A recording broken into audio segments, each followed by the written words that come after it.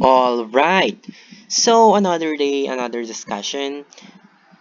So now let's begin our discussion on the right-sided heart failure manifestations.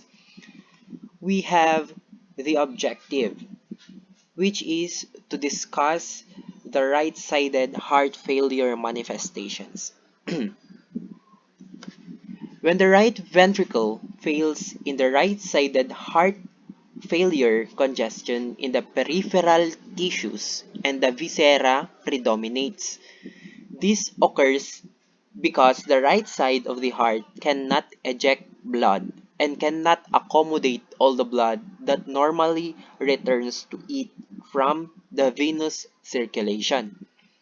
Right-sided heart failure primarily produces systemic signs and symptoms.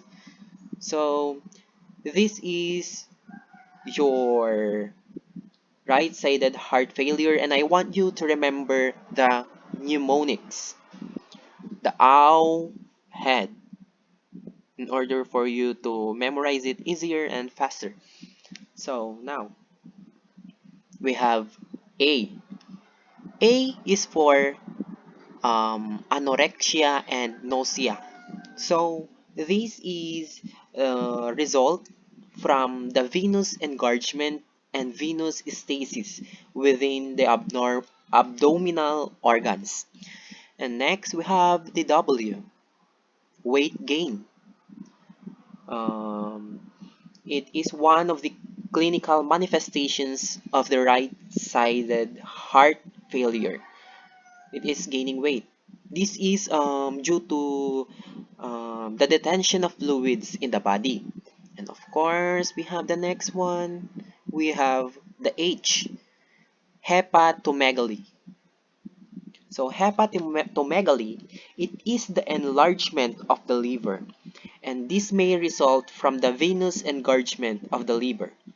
It is increased pressure may interfere with the liver's ability to function. So it also affects the ability of the liver to function. And next we have the E, the edema. So bipedal. It uh it affects both the left and the right.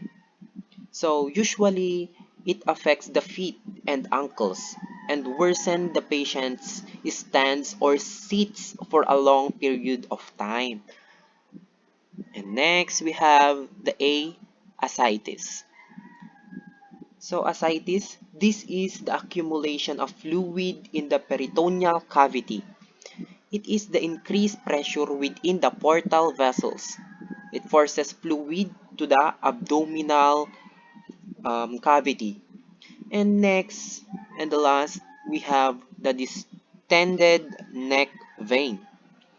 So the distended neck vein, um, it is the increased venous pressure that leads to distended neck veins.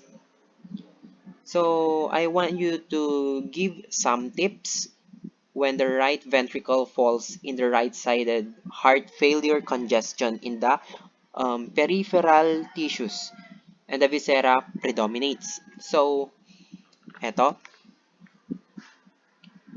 when the when the right ventricle falls in the right-sided heart failure congestion in the peripheral tissues and the viscera predominates, this occurs because the right side of the heart cannot eject and cannot accommodate all the blood that normally returns to it from the venous circulation. Remember that the entire concept of the right-sided heart failure, then the right-sided heart failure primarily produces systemic signs and symptoms. Ayan. So, hence, all of the manifestations and are not only focusing on the circulatory system because all is affected. And there you go. Um, we have ended our discussion for today, and I hope that you learned again something, and thank you for listening. Have a nice day.